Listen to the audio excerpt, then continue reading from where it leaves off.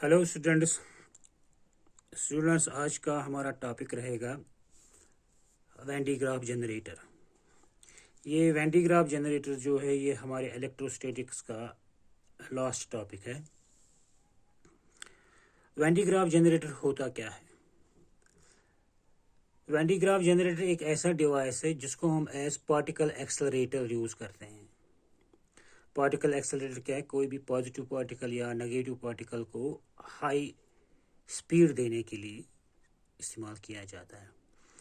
वैसे आजकल इसका यूज़ नहीं होता। आजकल एक और पार्टिकल जनरेटर है जिसको हम कहते हैं साइक्लोट्रॉन, जो आप अगले चैप्टर में इंशाल्लाह पढ़ेंगे।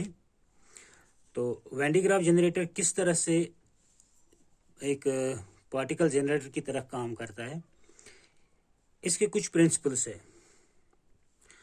नंबर 1 प्रिंसिपल इसका ये है, it is based on the principal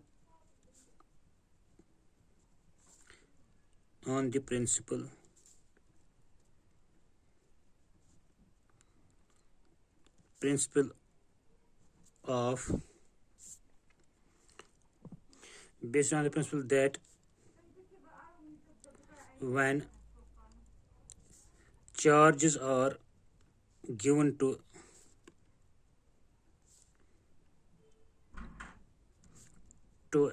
a sphere, these charges get deposited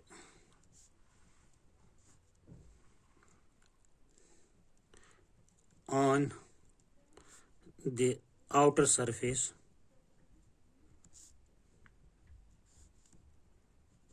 of the sphere.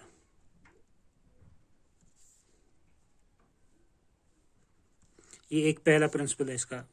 Principle number 2 जिस पे ये वर्क करता है, दूसरा प्रिंसिपल है इलेक्ट्रोस्टैटिक इंडक्शन। इलेक्ट्रोस्टैटिक इंडक्शन ये हम अभी बता देंगे आपको ये क्या होता है। कोरोना डिस्चार्ज, इसके बारे में भी हम बात करेंगे। तीसरा प्रिंसिपल इसका है। और चौथा प्रिंसिपल इसका ये है कि charges move from a higher potential to lower potential. तो इन चीज़ों को हम डिस्कस करेंगे और फिर देखेंगे कि वैन डी ग्राफ जनरेटर किस तरह से, इसमें क्या कौन कौन सी चीज़ें हैं, किस तरह से इन चीज़ों पर वो इन प्रिंसिपल्स पर वो वर्क करता है। नंबर 1 आपने देखा कि यहाँ पर मैंने लिखा कि it is based on the principle that when a charges are given to a sphere, these charges get deposited on the surface of a sphere. Suppose आपके पास एक स्फीयर है, हॉलो स्फीयर। ये एक हॉलो स्फीयर है, इस पे आप चार्ज दे देंगे, कुछ पॉजिटिव चार्ज आप दे दीजिए, तो ये पॉजिटिव चार्जेस इस स्फीयर के आउटर सरफेस पे रिजाइड हो जाती है। क्योंकि आपको पता है कि पहले ही आपको मैंने बता दिया हुआ एक लेक्चर में कि इनसाइड द इलेक्ट्रिक कंडक्टर, वहाँ पर जो नेट चार्ज होता है वो ज़ीरो होता है। वहाँ पर इलेक्ट्रिक फील्ड भी ज़ीरो होता है, नेट चार्ज भी ज़ीरो होता है। तो ये जितने भी चार्जेस हम इसको सप्लाई करेंगे इस स्फीयर को, वो सारी इसके आउटर स्फीयर पर ही रिजाइड हो जाती है। दूसरी एक और बात यहाँ पर इम्पॉर्टेंट है, इनसाइड द मेटेलिक कंडक्टर, ये जो आपका ये स्फीयर है, इसका जो इनर पोर्शन है वो इक्विपोटेंशियल होता है। इक्विपोटेंशियल मतलब कि इसका हर पॉइंट यहाँ पर सेम पोटेंशियल पे होता है। जितना यहाँ पर पोटेंशियल है उतना यहाँ पर भी है, उतना यहाँ पर भी है, उतना यहाँ पर भी सेम पोटेंशियल है इनसाइड द स्फीयर। ऐसा क्यों होता है? देखिए, inside the sphere charge are zero. जब चार्जेस आर जीरो तो इलेक्ट्रिक फील्ड भी जीरो ही होता है। The electric field is zero. Electric field inside the sphere is equal to zero. अब आपको एक इलेक्ट्रिक फील्ड की रिलेशन आपको पता है, electric field E is equal to dV/dr। इसको मैंने क्या कहा था आपको, ये इलेक्ट्रिक पोटेंशियल ग्रेडियंट के बराबर होता है। दैट इज dV/dr का मतलब क्या होगा कि potential changes with respect to the distance. तो यहाँ पर dV/dr E किसके बराबर? इलेक्ट्रिक फील्ड के बराबर है। But this electric field is zero inside the sphere. तो inside the sphere dV/dr is equal to zero. dV/dr एक बार याद रखें आप, it is rate of change of potential with respect to the distance. यहाँ पर एक पोटेंशियल है, यहाँ पर कितना पोटेंशियल है, यहाँ पर कितना पोटेंशियल, इसको हम कहेंगे rate of change of potential, जो अब इसमें चेंज हो रहा है। यहाँ पर सपोज 1 वोल्ट है, यहाँ पर 2 वोल्ट है, यहाँ पर 3 वोल्ट है, तो कितना है चेंज पर सेंटीमीटर या पर मिलीमीटर या पर क्यूबिक मीटर, इसका है 1 वोल्ट चेंज हो रहा है। यहाँ से यहाँ तक 1 मीटर है, तो 1 मीटर की दूरी पर 1 वोल्ट चेंज हुआ, फिर 1 मीटर की दूरी पर 1 वोल्ट चेंज हुआ, तो इसको हम कहेंगे change in potential with respect to the distance. लेकिन आप देखिए electric field dV is equal to dV/dr, ये आप रिलेशन आपने पहले ही प्रूव किया हुआ है। लेकिन इलेक्ट्रिक फील्ड 0 के बराबर है, तो dV/dr is equal to 0। That means dV/dr is equal to 0 means there is no change in electric potential. तो inside the spherical conductor there is no change in potential, means कि potential जो है inside the sphere वो same रहता है। तो हमारे इस कंडक्टर स्फीयर के अंदर जो पोटेंशियल है वो हर पॉइंट पर सेम है।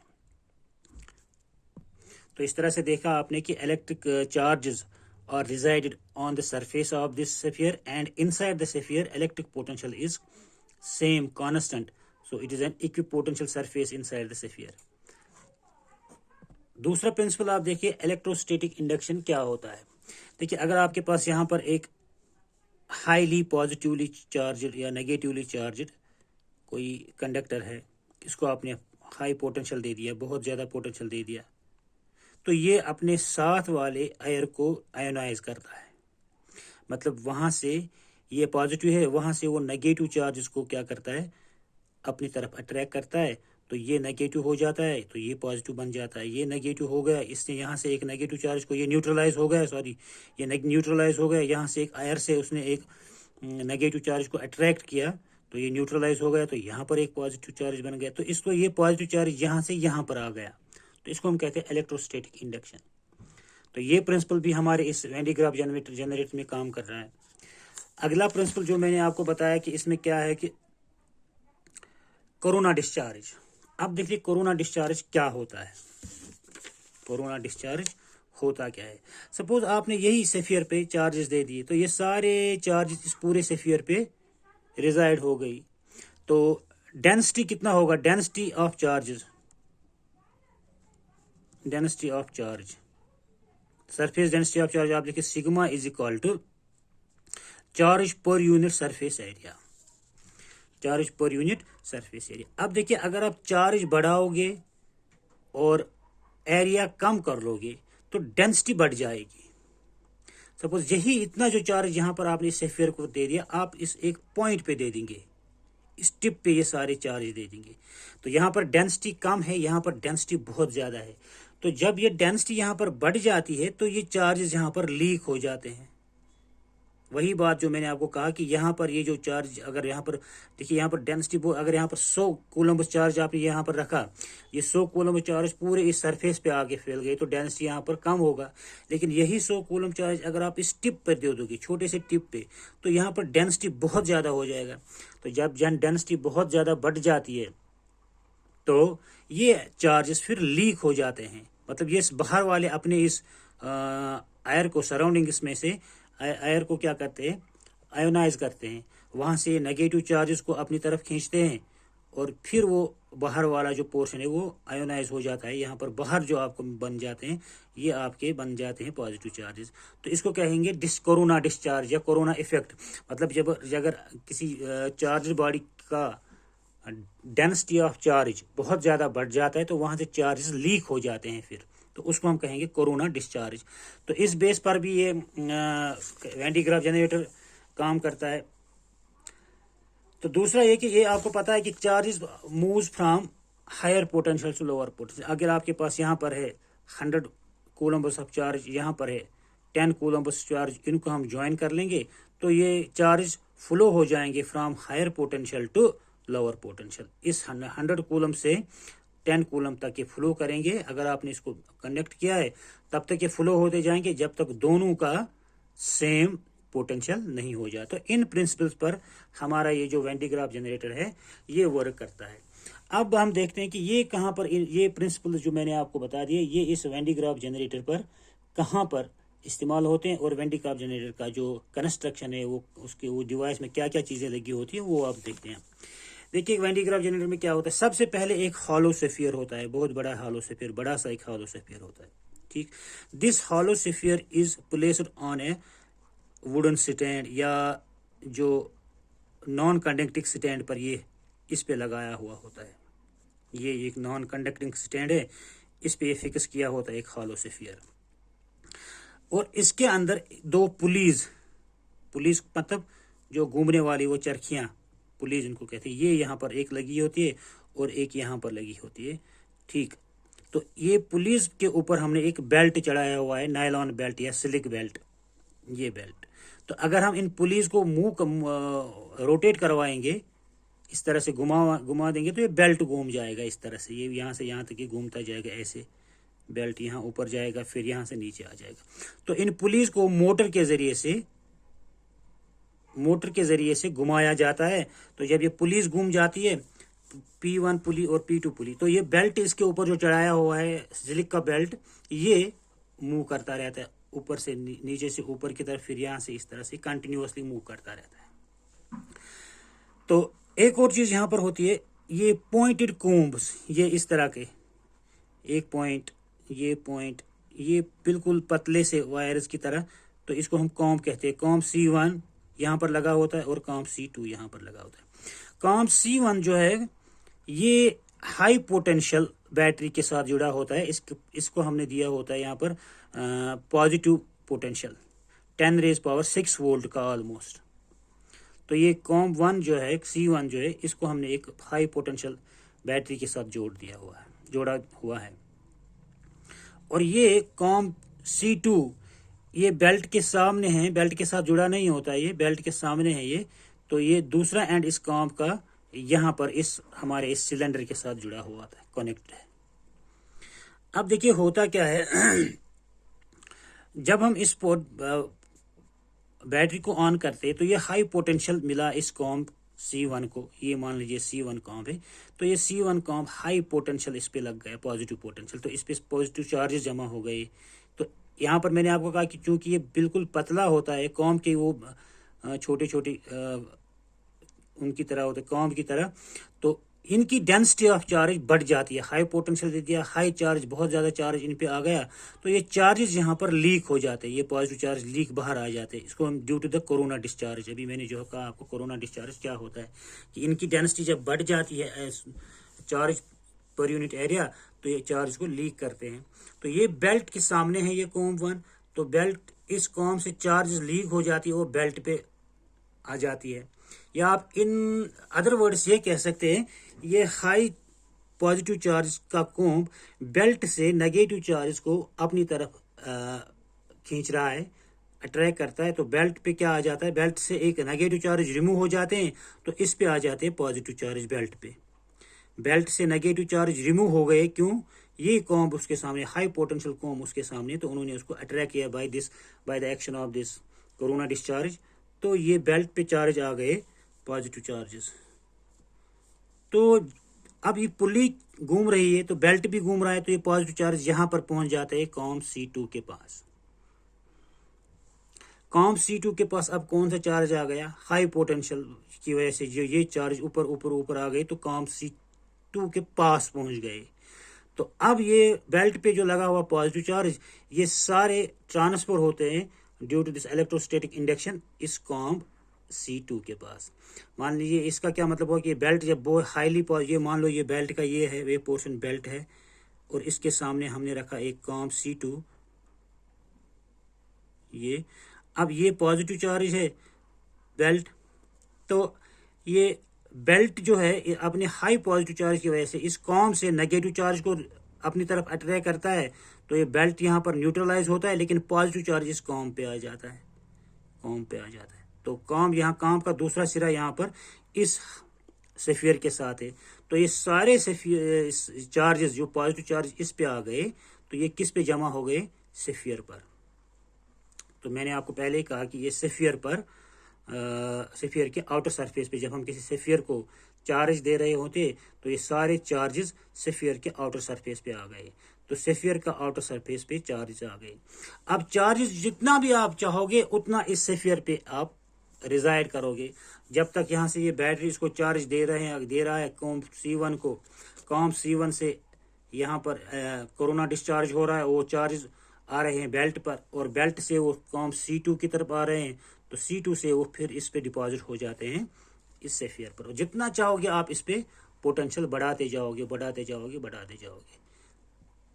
ठीक, तो जब ये पोटेंशियल बढ़ रहा होता है तो सॉरी ये चार्ज जब बढ़ रहे होते हैं तो इसका पोटेंशियल भी बढ़ता जा रहा है inside the sphere.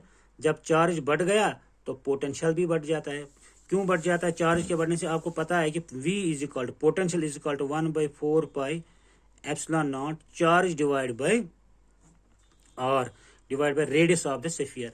Radius of the sphere जितना होगा, अब sorry charge on the sphere जितना होगा उतना उस पे उसका पोटेंशियल बढ़ता जाएगा। अब जितना आप चार्ज बढ़ाते जाओगे इस स्फीयर का पोटेंशियल बढ़ता जाएगा, तो हाई पोटेंशियल की वजह से और बड़ा, जितना आप चाहोगे उतना बढ़ा सकते हो। अब हमने एक जनरेट किया हाई पोटेंशियल स्फीयर। अब हमें एक किस काम के लिए इस्तेमाल करना है? Particle accelerator. हम पार्टिकल को एक्सेलरेट करवाना है। तो अब यहाँ पर एक सोर्स लगा होता है, ये देखिए एक सोर्स, मान लीजिए ये source of an helium atom, ये अल्फा पार्टिकल, ये पार्टिकल पॉजिटिव चार्ज पार्टिकल है। तो ये हाई पोटेंशियल पे जब हमने इसको रखा, क्योंकि इसके अंदर जनरेट हुआ हाई पोटेंशियल, तो ये हाई पोटेंशियल इस हीलियम एटम को रिपेल करता है विद लार्ज वेलोसिटी। तो यहाँ पर लगा होता है हमारा टारगेट, जिस पे हमें ये फायर करना होता है। एक्चुअली ये आमतौर पर इस्तेमाल होता है न्यूक्लियर रिएक्शंस के लिए। यहाँ पर हमने एक न्यूक्लियस रखा, एक एटम रखा, इस पे हमने एक हाई वेलोसिटी वाला एक पार्टिकल फायर करना है, तो यहाँ पर एक न्यूक्लियर रिएक्शन प्रोड्यूस हो जाती है। तो ये हाई स्पीड पार्टिकल यहाँ से आ जाता है। यहाँ पर हमने एक सोर्स रखा है जिससे हमें पॉजिटिव चार्ज या नेगेटिव चार्ज, जो कुछ भी चार्ज होगा, मान लीजिए हमें यहाँ पर हीलियम एटम यहाँ पर रखा हमने, तो वो हीलियम एटम या अल्फा पार्टिकल यहाँ से हाई स्पीड से ये इस टारगेट पे पहुंच जाता है। उसको ये हाई स्पीड कहाँ से मिलती है? उसको ये हाई स्पीड इस पोटेंशियल, हाई पोटेंशियल जो इस स्फीयर में हमने हाई पोटेंशियल जनरेट किया, इसकी वजह से मिल जाता है। तो ये हाई पोटेंशियल स्फीयर से इस पॉजिटिवली चार्ज पार्टिकल को एक्सेलरेट किया जाता है और इस पे टारगेट किया जाता है। अब यहाँ पर देख लीजिए कितना होता है इसके ऊपर, ये इसकी वेलोसिटी कितनी होगी ये डिपेंड करेगा अब इसका पोटेंशियल कितना होगा। ये सोर्स पार्टिकल जो हमें टारगेट पे फायर करना है, इसकी वेलोसिटी कितनी होगी, देखिए कैलकुलेट करते हैं। देखिए हमें पता है kinetic energy is equal to potential energy.